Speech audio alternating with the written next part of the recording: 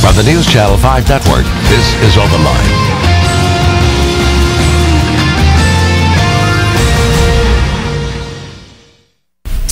Tuesday evening, everybody. Welcome to News Channel 5 Plus. I'm Rhori Johnston. Widescreen. You like this, everybody? Yes, we are in widescreen format here on News Channel 5 Plus starting today. We're glad you're tuned in tonight for Open Line. We hope you'll call in. We have a regular guest. We welcome him here once every couple of weeks, it seems like. But it's great to have him here. John Harris is with us, local attorney and executive director. Is it executive director? Executive director. Of the Tennessee Firearms Association. Good to have you as always, John. We appreciate it. Which means we're going to be talking about guns, Tennessee gun laws. Call in 737 plus, join in the conversation. We always kind of generalize this conversation and welcome all callers, and John will answer your calls or talk to you about whatever you have on your mind. Okay, what we have in our mind is what happened at the legislature. The General Assembly wrapped up last week, John, and we want to talk about this one particular bill. I know you worked on a number of different measures. We tracked 122 bills. 122. This particular one in the Senate, and you know, it had various names, but it was the bill that would pretty much let gun owners carry their weapons openly in certain areas. That was Senator Beaver's bill. Senator May Beaver sponsored it. The Senate, 25-2, sailed through the Senate. Absolutely. Then failed in the House. What happened? And can you, as a lobbyist and someone who's supporting measures, can you foresee some of this, or does some of this blindside you? No, we knew that our governor did not like this legislation. Right. And despite the fact that he's on video promising to sign this kind of law when he campaigned, we've got him on video saying he would sign it. Right. We knew that it was going to have problems from the administration. That came to be a fact. The way they killed it in the House was playing some shenanigans with it. Mm-hmm. But it sailed right straight through the Senate, like you said, 25-2, and there's only 33 over there, so it was an overwhelming majority. Right. When you say you have the governor, is that just campaigning? Do you think if you have the governor on tape when he was campaigning, yes, supporting certain measures? I mean, was he supporting a specific type of measure, or was it more general? No, he attended one of our local meetings, had about 100 people in attendance, and we have it on video on YouTube, actually. Bill Haslam at the time promising that if the legislature passed what's called constitutional carry, which is no permit required, and there's only 5 states that have that now in full form, that he would sign that legislation. And he didn't. So what has he said about opposing it? Has he said he just simply changed his mind? He basically avoids public comment. You'll hear him say very deflective things like, we need to study it, we need to consider it, we need to let the Department of Safety look at it. He won't come out and say publicly that he's not going to sign this bill now that he promised he would. Right. Is that frustrating for you? No, it's dealing with politicians.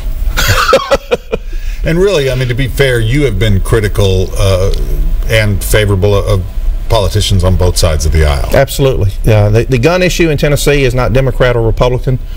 We have as much strength with some Democrats as we do with some of our Republican. It's like Senator Beaver's. And if you recall, even just a few years ago when they passed what we'll call the restaurant carry law, that was Senator Jackson, who's a Democrat, that carried that and championed it through the Senate. All right, let's go to the phones. We've got a couple of callers right off the bat, and we appreciate it. If you'd like to call in, get in the queue. You won't be holding very long. 737-7587. Cecily is up first. Hi, Cecily. Okay. I am a gun owner, and I believe in gun rights. But this gun in the park law, I cannot understand this. There are children everywhere in parks. And if you pass a law where you can carry a loaded handgun in a park, it's going to be countless little children, okay? And the state of Tennessee will go straight on all the silver seats for passing a law like this. I just think about the children. Look, I have 2 handguns, and I believe in gun rights law. But to pass a law where you can have a loaded handgun around children, I just can't make no sense of this. Please explain this to me. Thank you. Okay, Cecily. You heard her argument? Her argument, and it's the same argument that we've heard for at least 20 years. You know, when we passed the first legislation in '94 to allow citizens to carry, it was her argument. There's going to be shootings and death and homicide everywhere. The Wild West. Yeah, that's what it exactly was, particularly since Ben West was the sponsor back then. And then it was allowing people to carry in restaurants and allowing people to carry in state parks and federal parks. And every time we expand where citizens can carry legally, we have this same argument coming from the opposition side saying, well, if we do this, there's going to be tragedy, there's going to be unnecessary injury, it's going to be a great risk to the public. And the fact is, none of those prophecies have ever come true. And they're not likely to, because the people who take the time and the effort to get the permits aren't the ones that commit the crimes by and large. And the ones that do commit the crimes don't care about getting permits. Okay, Cecily, thanks for the phone call. We'd like to hear your opinion on all this, 737+. Let's go next to Philip. Hi, Philip. Good evening. Hi. I'm 100% behind your esteemed guest tonight.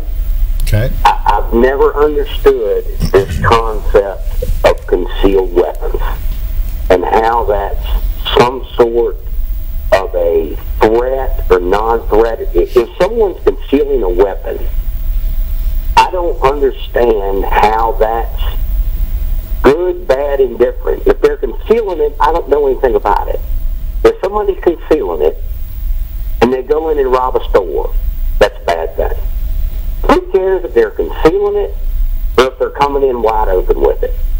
I prefer God-fearing, red-blooded Americans carrying weapons if they choose to do so.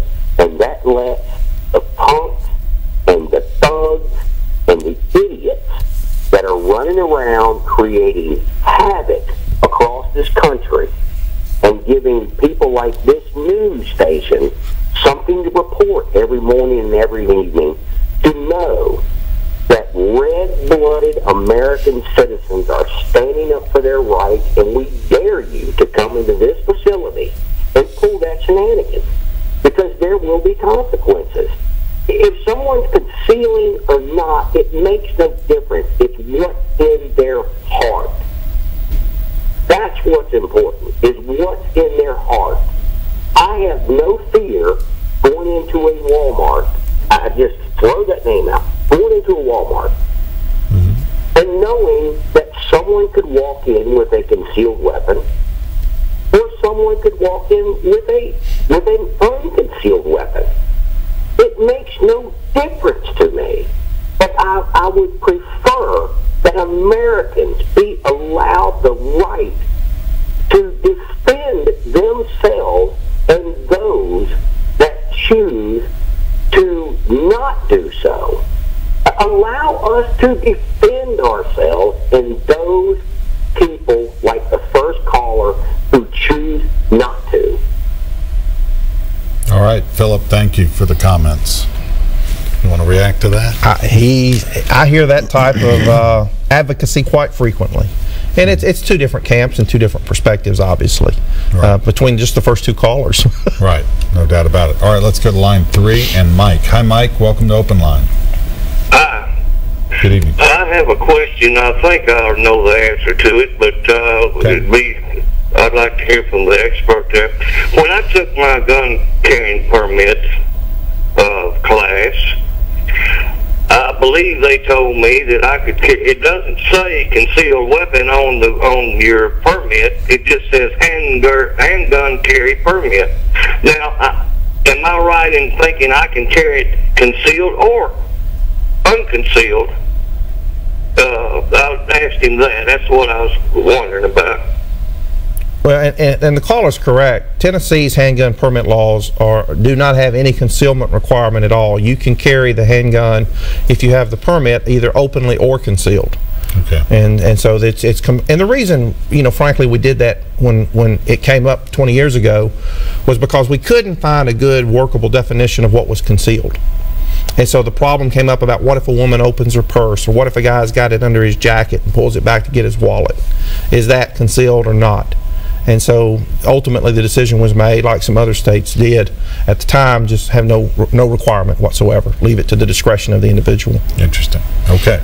737 plus, it's Open Line on a Tuesday night as we discuss Tennessee gun laws with John Harris. If you'd like to call in, do so now. We're going to take our first break and be back right after this.